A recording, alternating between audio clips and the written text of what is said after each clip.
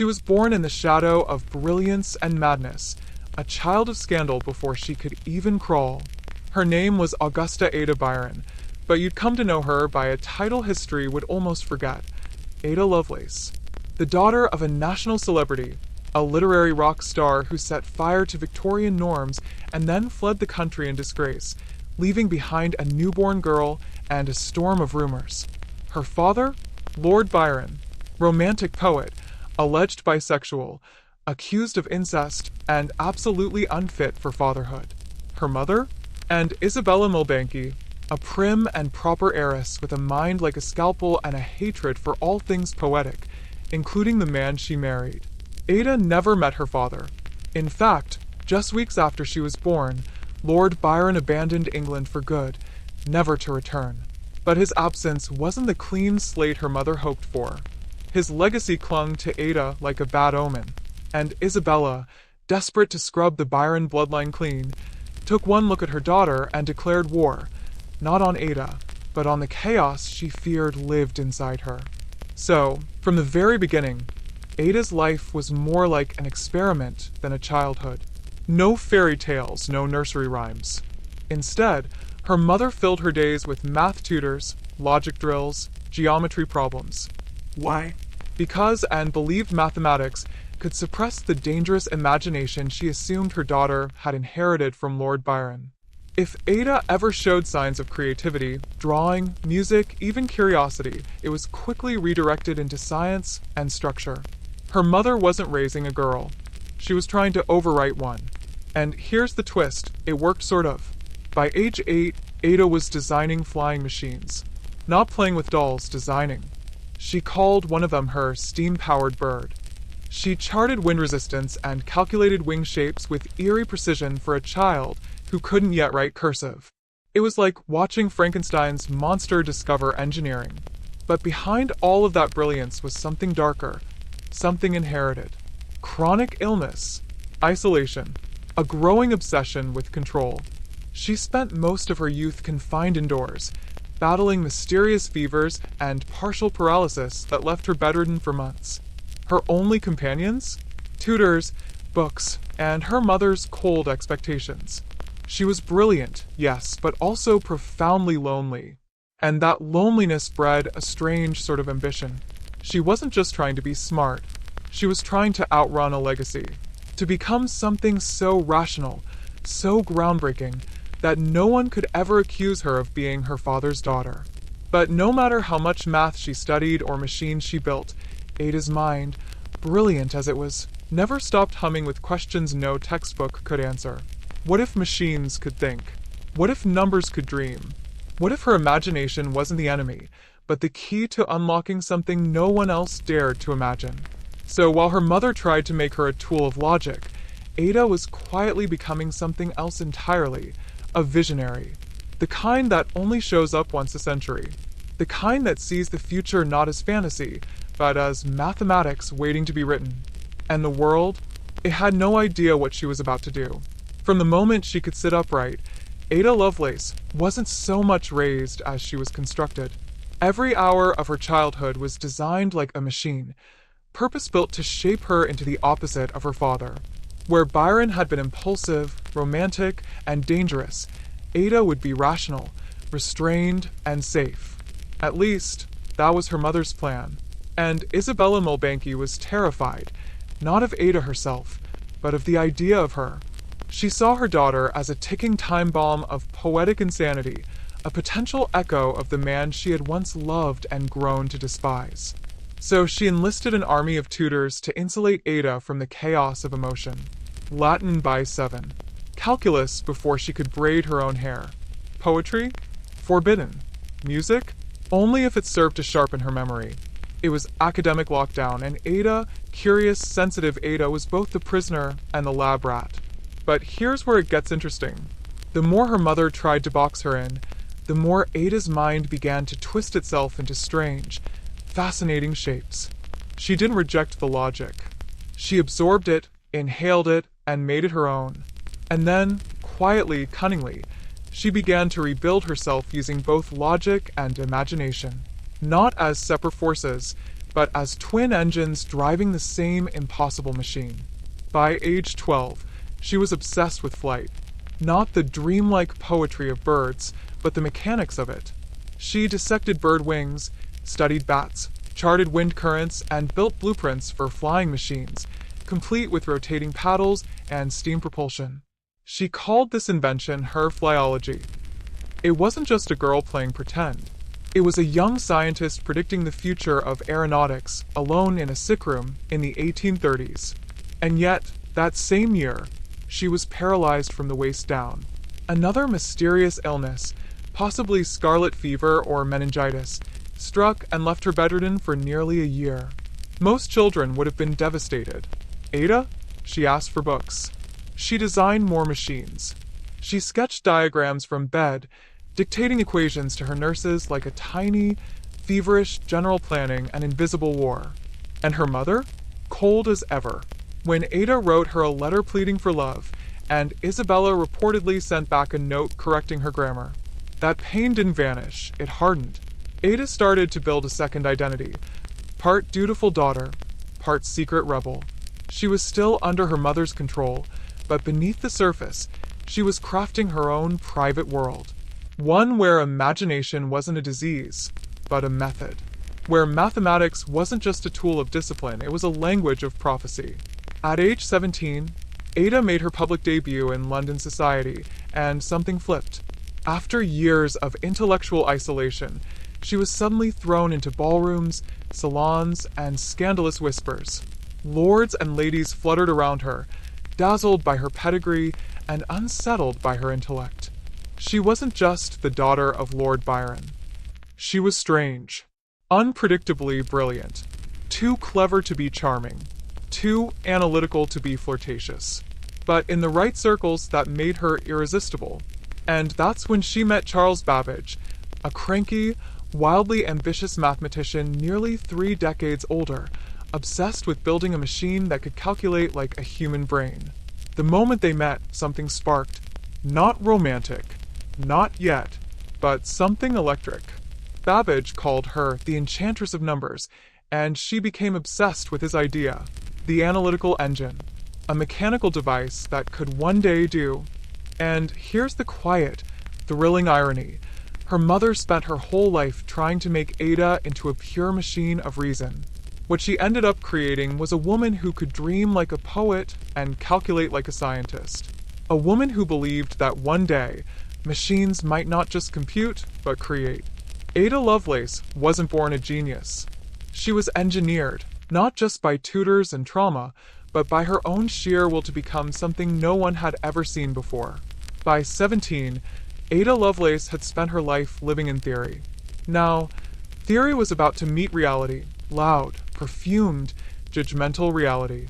Her official debut into London society was less a celebration and more a test.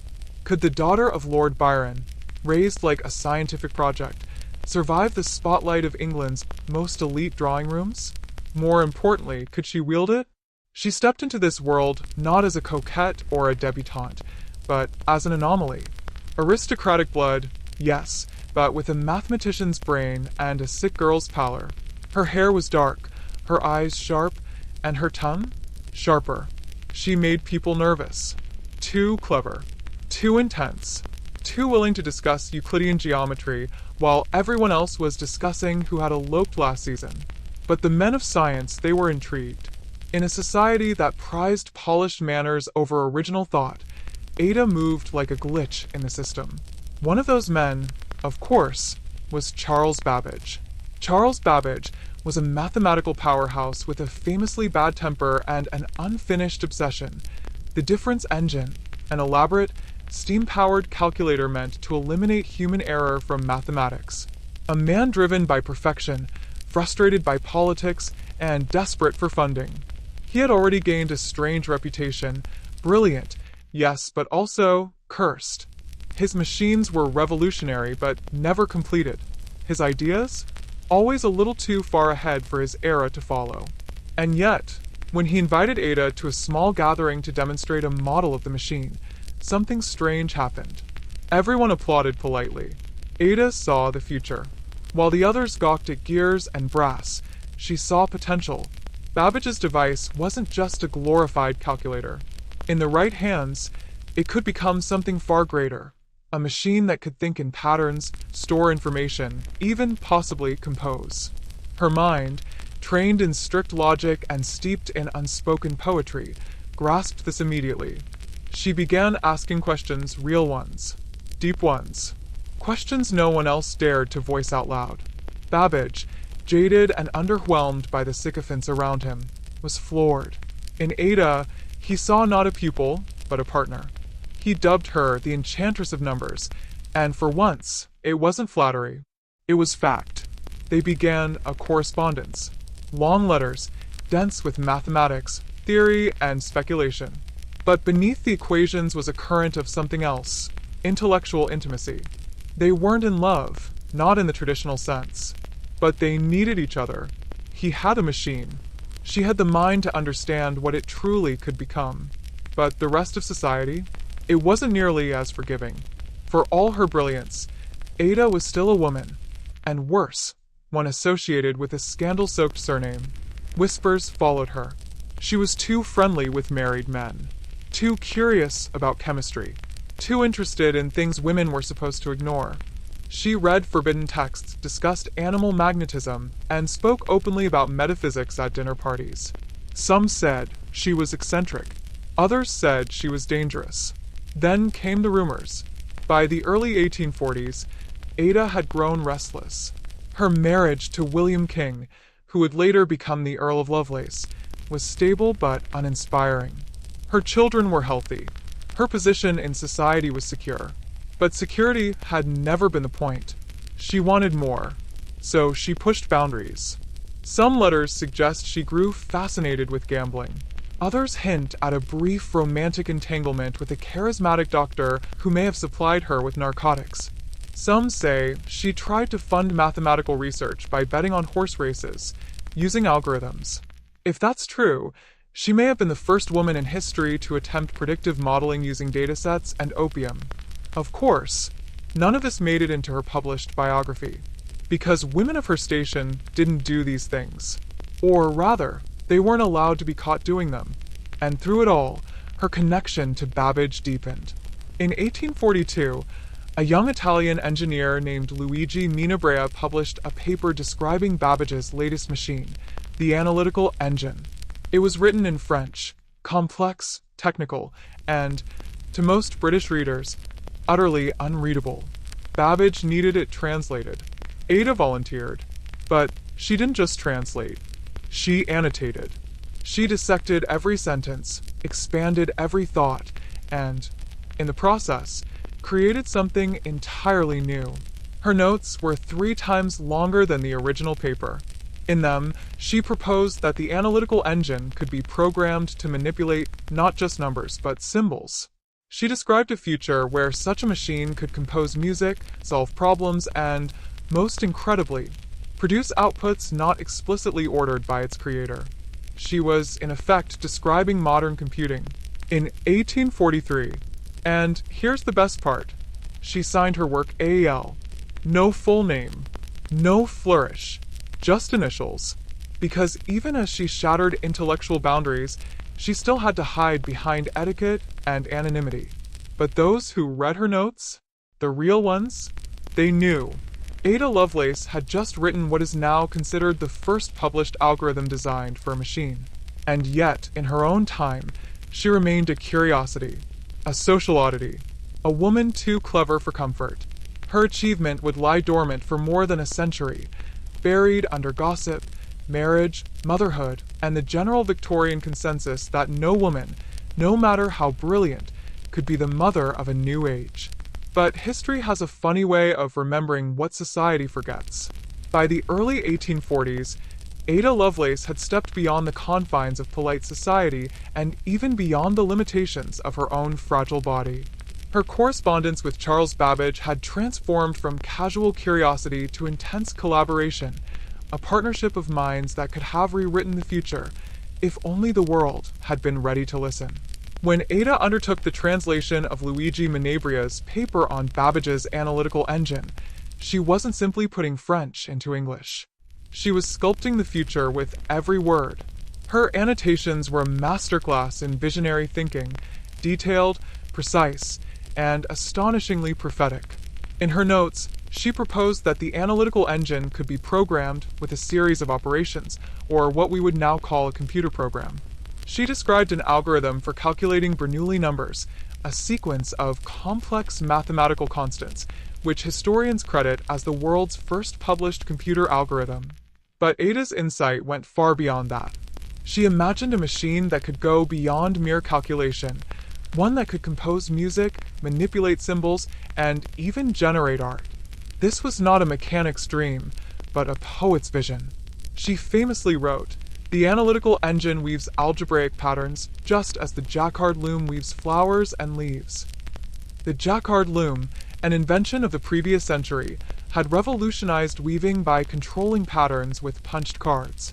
Ada foresaw a machine controlled by similar instructions, capable of weaving ideas and data into entirely new forms. Yet, despite the grandeur of her vision, her work was met with polite dismissal. Victorian England was not ready for a woman claiming that machines could think, let alone compose poetry or create art. The scientific community, dominated by men, regarded her contributions as curiosity, if not outright eccentricity. Babbage himself, despite their friendship, often underplayed her role, calling her the most gifted mathematician of her sex. A backhanded compliment wrapped in gendered limitation. And here's the cruelest twist. Ada was racing against her own body's relentless decline. Years of illness, likely uterine cancer compounded by addiction to laudanum and opium used to ease the pain, were wearing her down. She worked feverishly, her notes a manic attempt to outrun time itself. Friends reported that she would spend days and nights hunched over manuscripts, revising, annotating, dreaming. Despite her deteriorating health, she refused to slow down. She entertained ideas that no one else dared to consider. That machines might one day be more than calculating engines, that they might simulate human thought itself. It was a concept decades ahead of its time, something that wouldn't be seriously entertained until the 20th century and the dawn of computer science. Ada's mind was a lighthouse in a fog of skepticism and social constraint.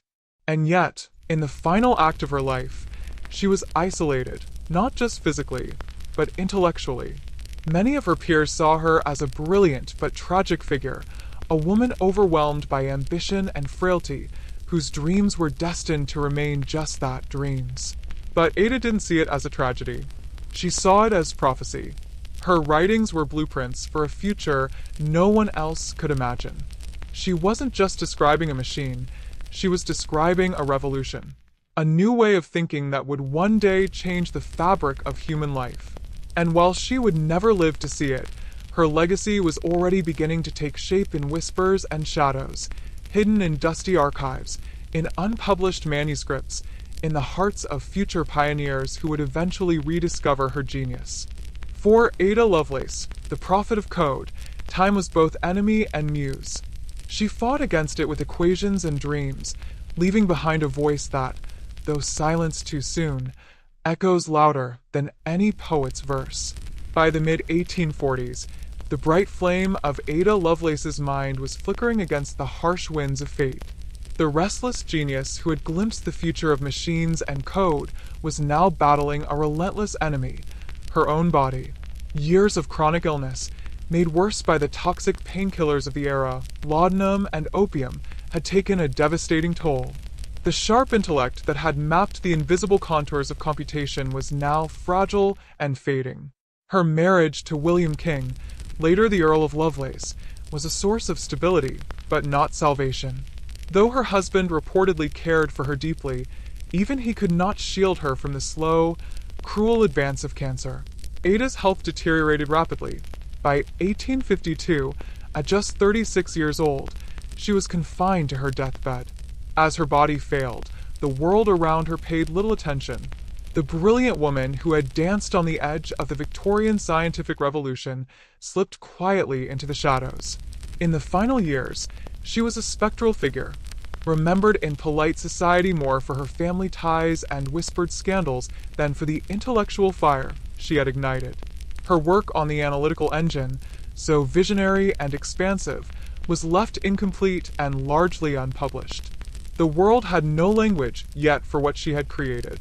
The seeds of modern computing lay dormant in her notes, buried beneath layers of Victorian decorum and gender bias. Ada Lovelace was, for decades, little more than a footnote in history, a curious anecdote about the enchantress of numbers who once corresponded with a cranky mathematician.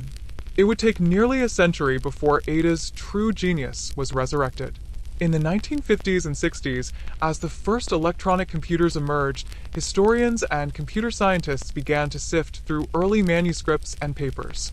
They found her name again, Ada Lovelace, and a rush of astonishment followed. Here is a woman who had not only foreseen the concept of computer programming, but had actually written what's now acknowledged as the world's first algorithm. Suddenly, Ada was no longer a shadowy figure, but a prophet. A visionary who, against all odds, had glimpsed the vast, uncharted landscape of computation and artificial intelligence long before anyone else. Her legacy exploded in the modern era. Programming languages were named after her, annual celebrations held in her honor, and her story told as a beacon of female genius in STEM fields. Yet there's a profound melancholy to her story. Ada Lovelace never lived to see the fruits of her work. She died young, her body ravaged, her mind still bursting with unfinished ideas. The very society that had molded her, restricted her, and dismissed her was too slow to recognize the revolution she had quietly begun. Her life was a bittersweet paradox, born of poetic madness, but tamed by logic, brilliant but forgotten, a dreamer confined by reality, yet a dreamer who changed the future.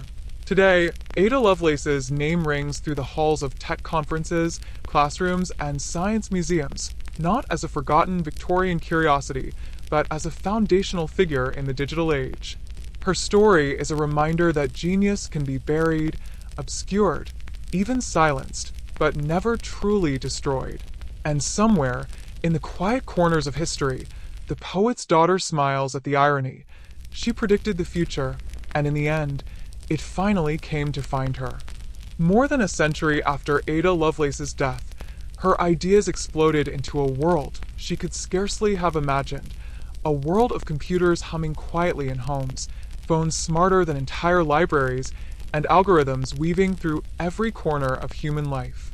It's a legacy so vast, so deeply embedded in our daily existence, that it's easy to forget how fragile its origins were.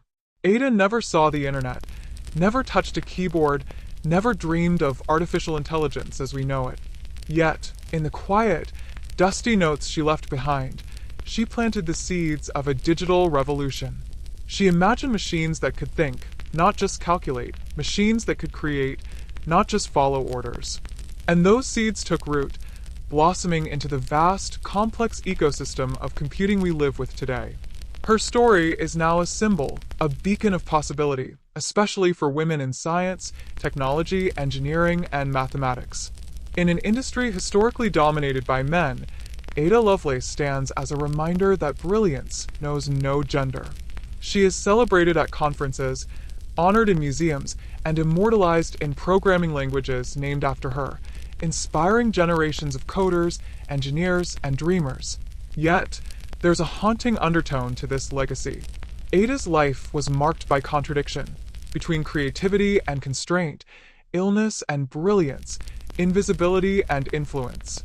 She struggled against the limits imposed by her time, gender norms, illness, social expectations. The woman who imagined the first computer program did so in a world that barely acknowledged her right to be a thinker, let alone a pioneer. Her story also reminds us of the countless others lost to history, geniuses silenced by circumstance, whose voices remain buried beneath the weight of societal norms and prejudice. Ada's eventual recognition forces us to question, how many more have been overlooked? How many innovations, how many revolutions have been stifled before they even began? In a world increasingly shaped by algorithms and artificial intelligence, Where machines now write stories, compose music, and drive cars, Ada's vision resonates louder than ever. She foresaw a future where the boundaries between human creativity and machine logic would blur. And in that blur, she found beauty. Today, as we marvel at quantum computing and AI, Ada Lovelace's notes still offer wisdom. She reminds us that technology is not just cold calculation, but a canvas for human imagination. She urges us to dream boldly, to question endlessly, and to embrace the unknown. So when you sit down at your laptop, or swipe through your phone, or wonder how your favorite apps work, remember Ada, the poet's daughter who outgrew her mother's fear, who danced with numbers and machines, and who whispered to the future. Look closer. There's magic here. Ada Lovelace never saw the world she helped create. But every time a line of code runs, every time a computer learns or creates, her legacy lives on, quiet, profound, and endlessly inspiring.